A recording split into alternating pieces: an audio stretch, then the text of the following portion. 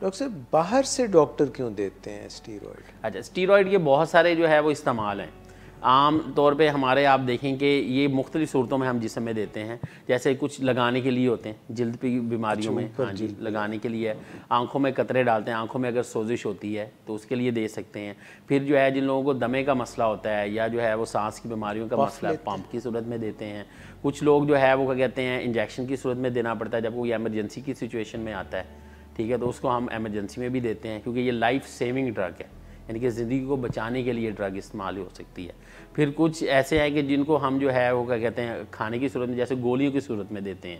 تو جسم کی تقریباً ہر طرح کی جو بیماری ہے سر سے لے کے تقریباً بہت ساری بیماری، جیسے دماغ ہم دیتے ہیں وہ مریض جن کی دماغ کی جھلی کی سوزش ہوتی ہے اور ان کو ساتھ میں ٹی بی ہو جائے تو ان کو ہم اسٹیرائڈ دیتے ہیں تاکہ ان کی جسم کی جو دماغ میں سوزش ہے وہ تھوڑی کم ہو، اور جو اس کی وجہ سے کیا ہے جو دوائی دے رہا ہوں اس کی وجہ سے مریض کو کوئی ریئیکشن نہ ہو.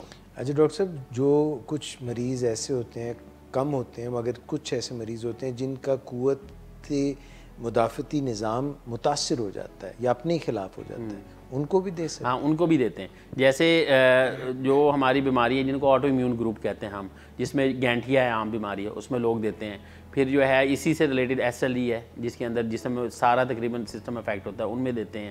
پھر جو ہے وہ انتھڑیوں کی بیماریاں ہیں جنہیں ہم انفلیمیٹری باؤل ڈیزیز جیسے کرونز ڈیزیز، السریٹیو کولائٹس ہے، اس میں دیتے ہیں. اس کے علاوہ کوئی بھی ایسا تو سسٹم، پھر یہ کوئی بری چیز تو نہ ہو؟ نہیں بری چیز نہیں ہے.